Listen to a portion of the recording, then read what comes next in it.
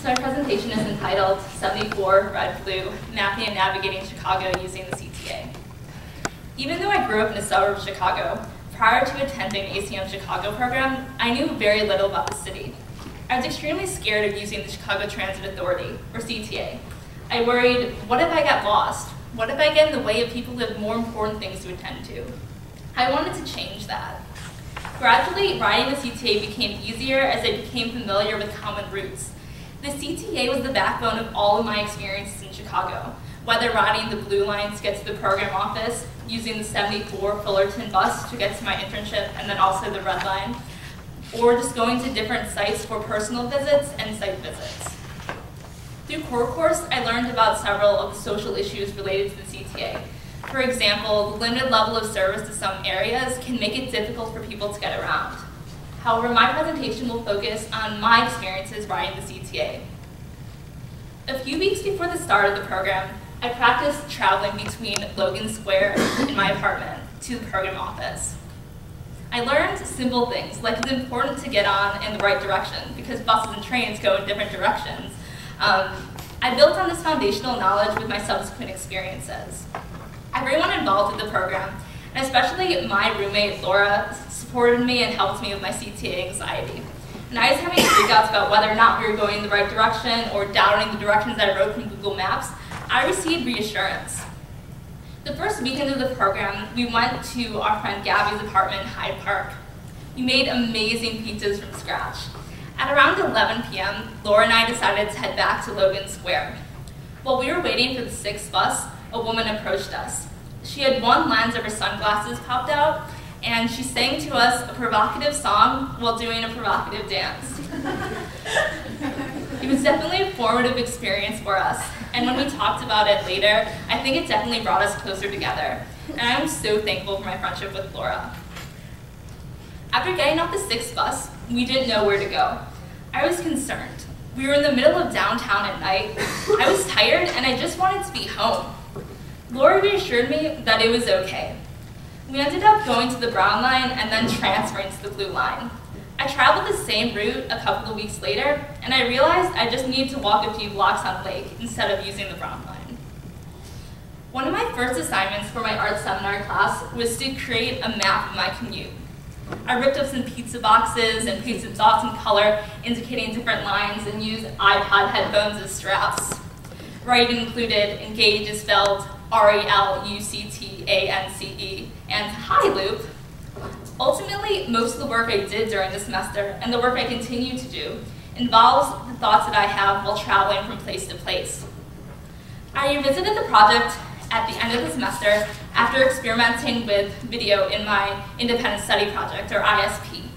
My ISP was a short screen dance, in which I used State Street, the program office, Logan Square, and my apartment's less than stellar stairs. I experimented with how my own movements could affect what the camera picked up. For example, at one point I taped the camera to my hands. I created a video with some of the footage I collected, documenting my commute from Logan Square to the program office. I really like avocados.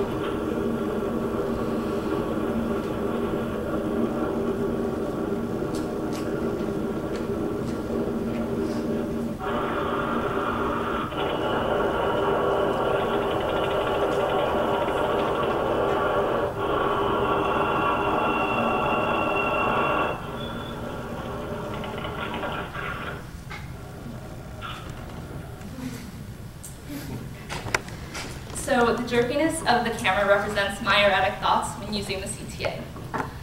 As time passed, riding the Blue Line became routine. I had to go to class. I thought it was interesting how time affects how crowded the trains were. For example, when I was commuting at 8:30, the trains were packed, but by 9, things had generally thinned out. Frequently, I jammed my headphones in my ears while using the CTA.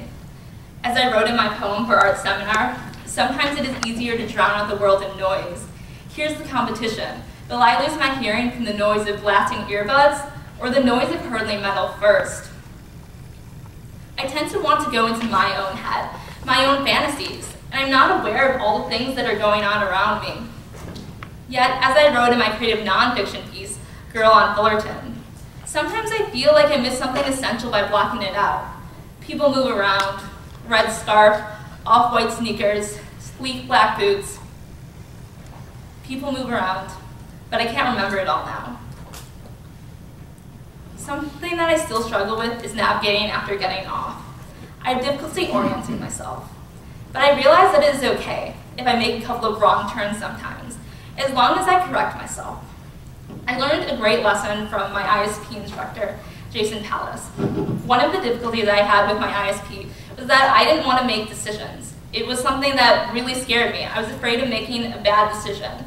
But what he taught me is that there's no such thing as a bad decision. There are simply decisions that produce different outcomes. And really, it is a matter of making those decisions, constantly learning and experiencing. Also, just one thing I want to touch on for my video is that I love the Fullerton bus. It wasn't the Fullerton bus, but it's totally my favorite. It was also really close to my apartment, only steps away on the corner of Sacramento and Fullerton. And talking about routes, I always got excited when I can say, we'll ride 74 Fullerton bus and get off on the red line. It was totally exciting. It was totally my favorite route. I will always be grateful for this semester. I made amazing friends. The CTA connected us to museums, cultural events, class. Those experiences and conversations hold a very special place in my heart. The final section of Girl on Fullerton, My Chicago, summarizes my experiences well. Certainly, your father, those author, those people, they think things, and they're all valid. But me, I'm not going to, or well, I guess really just try as this empty, not be insecure. Acknowledge my beliefs and where I am now, yet at the same time, recognize the room for so much growth and learning. Everything changes. I love you, dear Chicago. You are my favorite love story.